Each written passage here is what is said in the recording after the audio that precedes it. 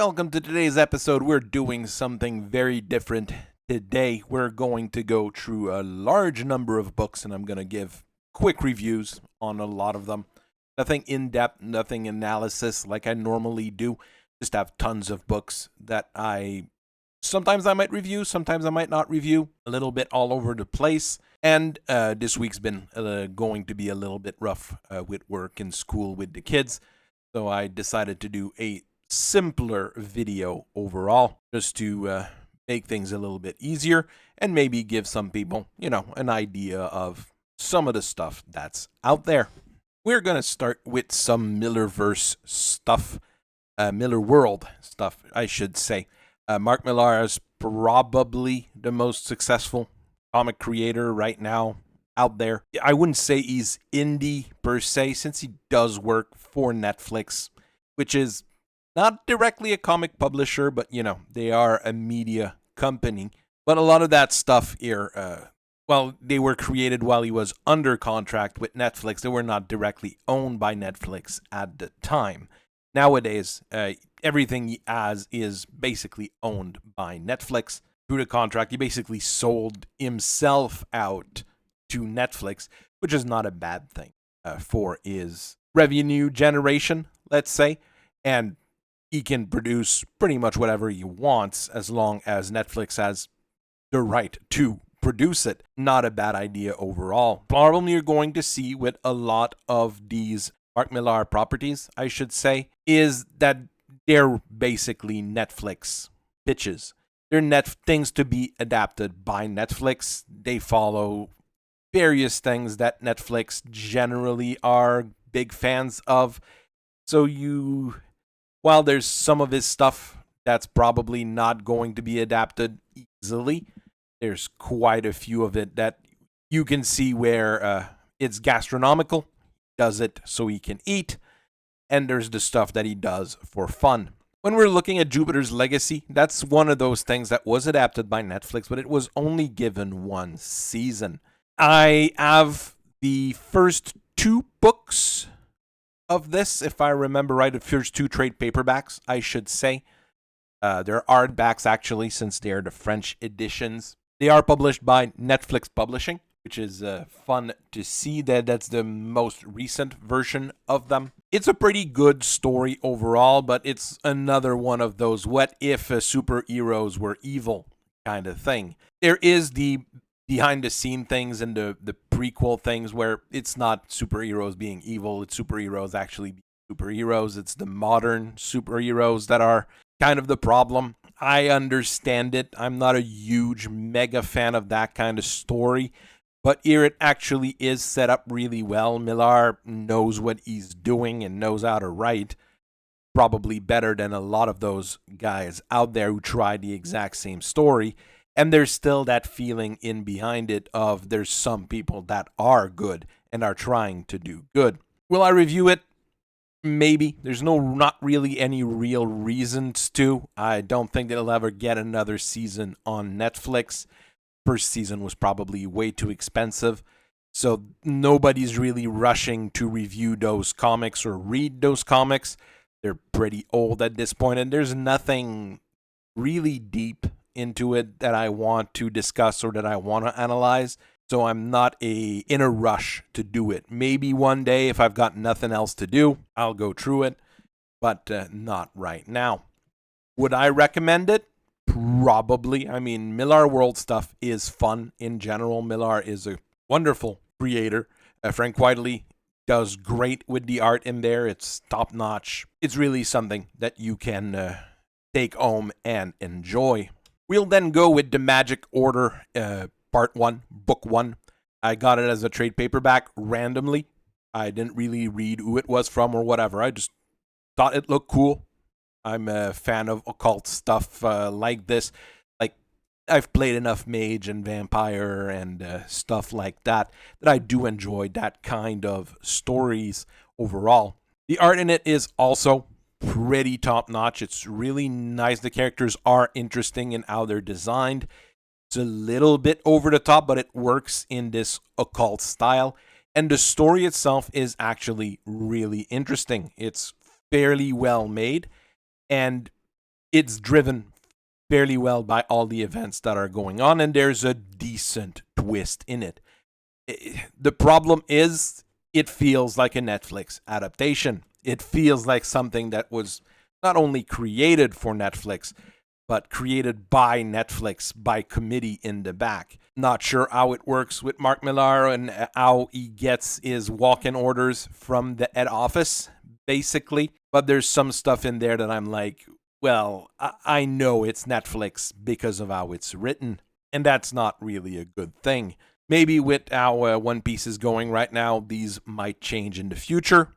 Who knows? We will have to see. But overall, this is a pretty good book. It's a pretty good series. Those first 6 floppies of the Magic Order, it's a pretty good story. The characters are interesting. Everything kind of works fairly well. I would really recommend it to most people. And will I review it? Probably when the show drops. When the show drops for the Magic Order, it'll be a good time to review the book and maybe even be able to do the differences between the book and the series. Magic Order 2, same thing. Got it as a trade paperback. Or is this one an hardback? I can't remember. I've got 2 Magic Order in French and 1 Magic Order in English. So I can't remember which one I've got that are trade paperbacks and which one are hardback. First one is an hardback. Once again, probably a thing that I will review when the show drops. It is a little bit different than the first one in terms of the atmosphere and the feeling to it. I personally think it's a much better book than the first one. Overall, the story is far more active, a lot of moving parts. There's no big twist, unlike the first one. So it's a much more contained story.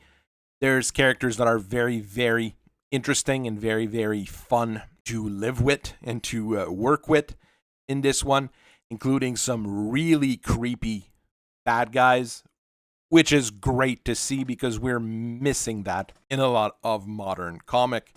Once again, the art in this is really top-notch. I know Millar knows who to hire and what to do when he hires those people. This feels a lot less like a Netflix adaptation or a Netflix show than the first one. There's a lot of darkness to it, and it doesn't go with tropes that we expect for a lot of it. I'm much more appreciative of this one.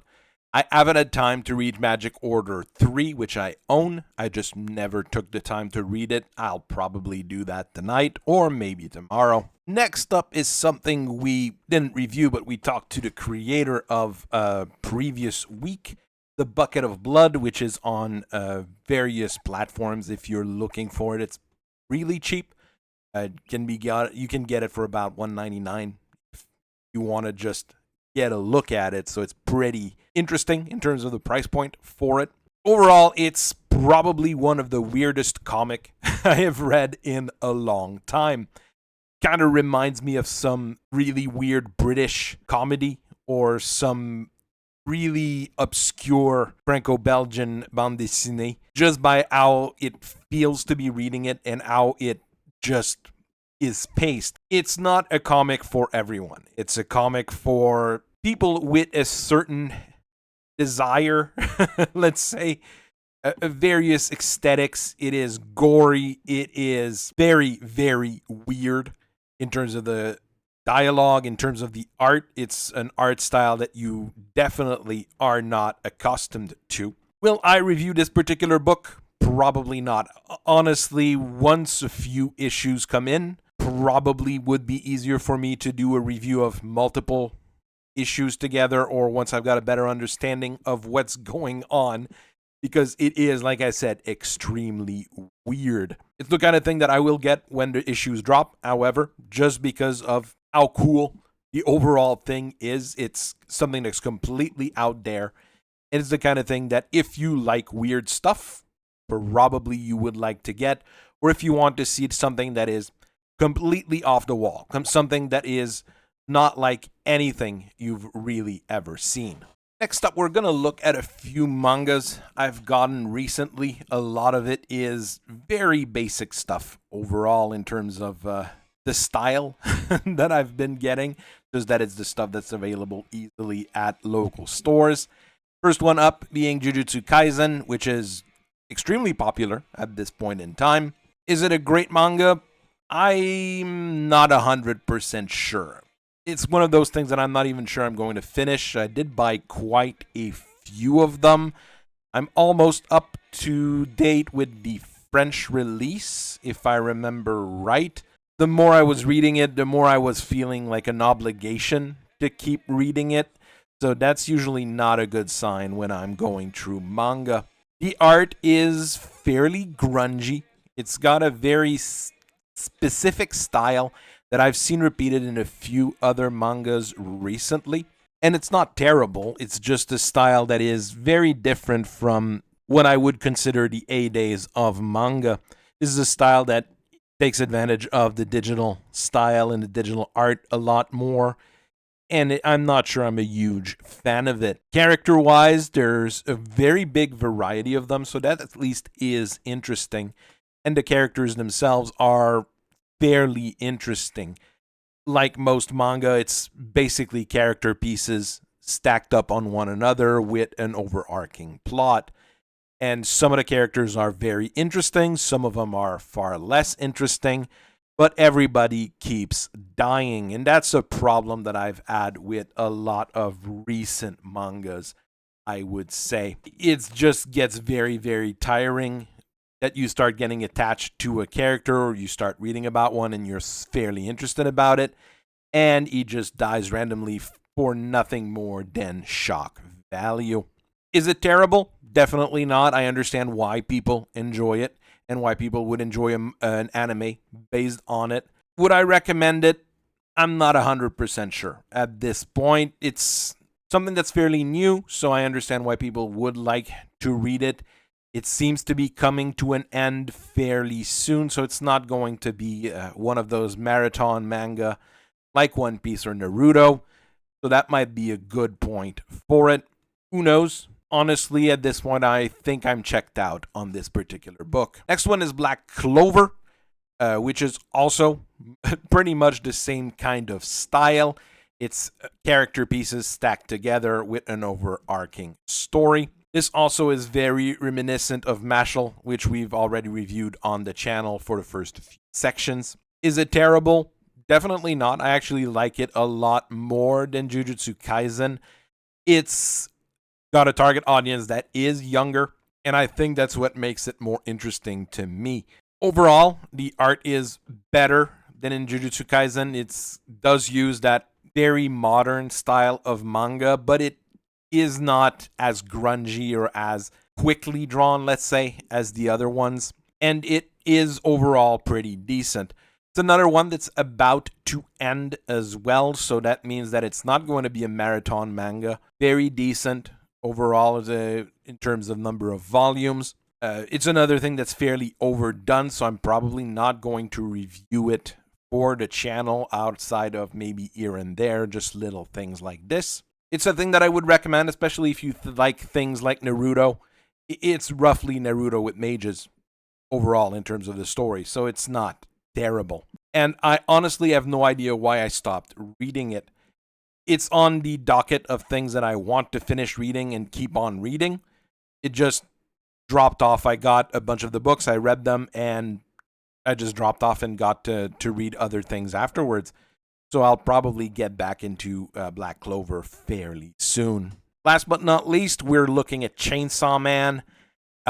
It's another thing that I really got bored with. Same style of grungy aesthetics in terms of the art. It gets annoying. It's cool for what it is, and I think it's meant to be that style of very brutal style of art and style of drawing, but it gets very boring very quickly. It lacks the things we had in those old mangas from the 80s or the 90s. This is another book with a ton of characters just dying for shock value, which is a thing that I'm really, really bored with in terms of artistic style and aesthetic choices. Same as the other two, character arcs being built on top of one another. It's nothing fantastic, nothing exuberant. If you like gore for gore's sake, of course, it's decent enough for that. There's hot chicks in it. I guess that can sell it to some people, but it's nothing over the top here.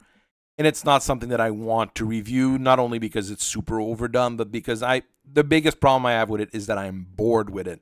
I've bought, I think, about 12 volumes of it, and this one is definitely a case where it was feeling like a chore to go through them.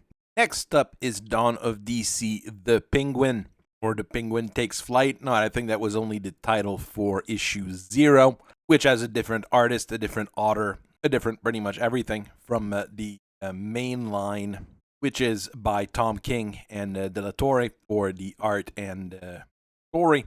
Generally, I'm okay with Zdarsky and Ortega, but once you go into the main line with our friend Tom King, well, things go bad. Even after reading issue 0, I was already not feeling it. It was already filled with, the standard Batman identity politics stuff that you keep getting recently. Catwoman being the bestest ever and being a great person, even though she's a murderer and a thief and then everything else. It's honestly better than issue 1, but not by much. The kind of thing that I've got issue 0 because I always like looking at issue 0s. Those are fun. And then issue 1 dropped, and it completely took me out of it. Definitely not something that I will finish. And the best I might do on it is an I Hate This Comic about issue 1. Issue 0 is just too lame to really do anything about it. Fuck Tom King. Fuck anything connected to him. And screw Batman. I mean, Batman is absolutely horrible at this point in time. Next up is another catastrophically bad thing, Le Roi Louvre, which is a thing that it was in Magazine Spirou. So it's not that I bought Magazine Spirou to read that. I was buying Magazine Spirou to buy Magazine Spirou and get all the other stuff. It's got fake manga style, and it doesn't look good at all. It basically looks like a Tumblr art style and art piece. The story itself is rather lame. People who change sex every year until they get to a certain age, and then they're fixed in their sex. We've got all the necessary modern stuff in it, even though it's supposed to be a medieval fantasy. The fight scenes are uninteresting. The monster design is average at best. The character design is boring. Definitely not a thing that I would put money towards if I had to. Kind of thing that I don't recommend at all. And that, once again, it's another thing that at best I might do an I Hate This Comic on it, just to reflect on how kind of trashy it is overall.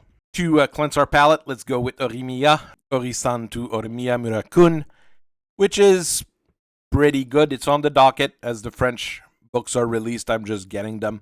The art style is not that great. Many of the characters suffer from same face syndrome and same haircut syndrome, and it's not super great for that.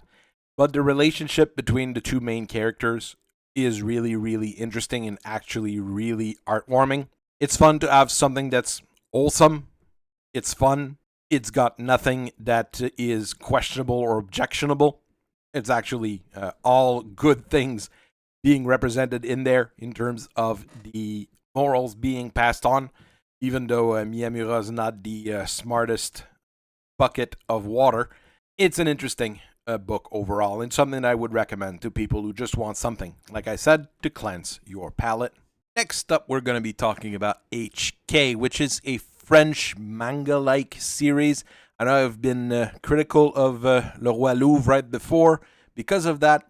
Here, the difference is that it does imitate the manga style a lot more. It doesn't look like Tumblr art, mostly because it existed before Tumblr. This is a really old school thing that was done right after Akira was released in France. Basically, they wanted their own manga at Glénat and hired someone to do it. HK is pretty good overall. The art is really top-notch.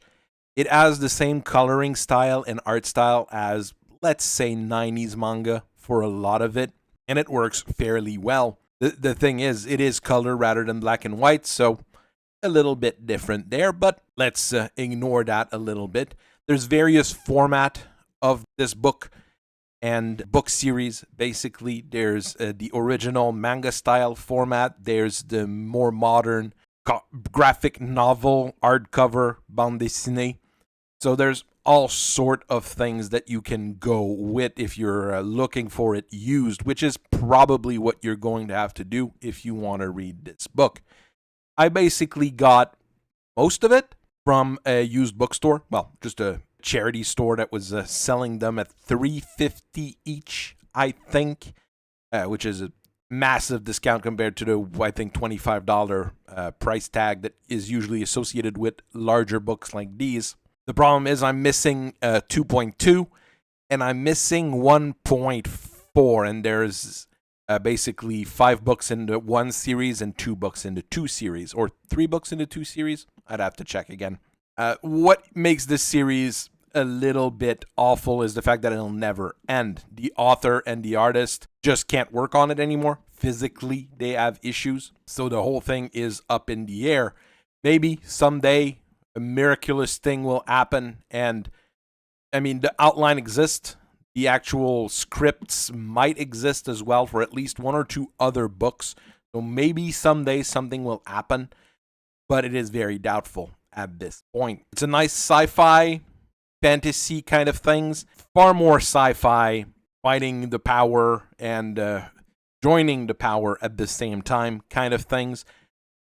It's very weird overall. You have to get your mind into it if you want to read it, because it has some odd situations going in it.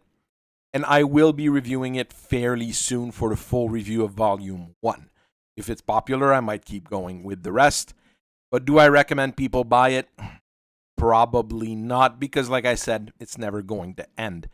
If you find it interesting, if you like the looks of it, sure. If not, maybe just wait for someone to review it.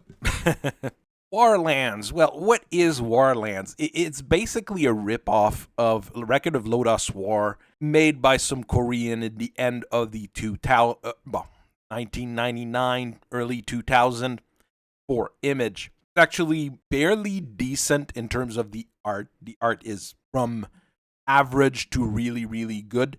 The monster designs are actually pretty nice, and the whole armors most characters are wearing, they're over the top, but they work really well. Nothing in there that breaks your concentration as you're reading it. There's problems with the lettering. There's problems with this and that. It's not perfect. Actually, it's, I would say, far from it, especially if you know, let's say, the original material. But overall, it's a decent series you can normally get at a fairly good price, because it never reached the popularity it probably should have, because it was a pretty good title in terms of high fantasy stuff with vampires fighting the united living races, monsters, dragons, sea monsters, all sorts of things that are cool enough that they would keep you entertained. I've got most of the first series and most of the second series, which is Warlands, The Age of Ice, which is less anime inspired than series 1 was. Getting the missing issues in there is actually pretty hard, because it's not super common. You can easily get packages of them or bundles of them, but getting the actual full run, not always super easy, depending on where you're looking. I have to dig and hunt for a few of them, which is not super troublesome for me. Not going to hunt for the toys, because there was a toy line associated with this as well. Probably built up while they were at Image, not when they moved to their own studio. This is the kind of thing I'm going to review. Possibly I might do a full series reviews on it instead of a book per book review. I am not sure. It's another thing where the story will probably never end. It's a lot of things that are up in the air, because the whole creative thing kind of fell apart over time, especially due to money issues. Doom Patrol Volume 3, I'm missing the last issue of this run. It's a fairly short one, only 22 books if I remember right. The kind of thing that I might review at some point when I'm done with the current run of Doom Patrol, The Unstoppable which was 7 books. I'll probably get into that one because I personally like it, but I understand that a lot of people didn't. It only really features Robot Man and 4 brand new heroes, so it's not what a lot of people would associate with Doom Patrol right away. Overall, the story is pretty good at the start, and then there's a sharp drop. Probably when the artist and the author were told, well, you're probably not going to keep you around. It's interesting overall. There are nice relationships between the characters. It works fairly well. But this is the kind of thing that I would recommend for people who love the Doom Patrol. People who want a shorter series that they can probably get at a very decent price point. I think you can get it for $50 in the whole series, bagged, board, and shipped. So it's not terrible. I'm just missing the last issue, like I said, which shouldn't be too terrible for me to acquire. And we're going to end on this. I had a few other books lined up in there. I might do shorts for them. I don't know, maybe experiment with that just to try different things. This week's been very rough with work and rough with life. So I'm doing my best to at least get a video out and hopefully get the Indigo Children issue 3 review out. So I hope you guys have a very nice rest of your day. Thank you very much for listening to me. Hope you enjoyed the rapid fire reviews. Keep on reading comics. Keep on enjoying them. I'll keep reviewing and analyzing them. And I'll see you guys later. Bye-bye.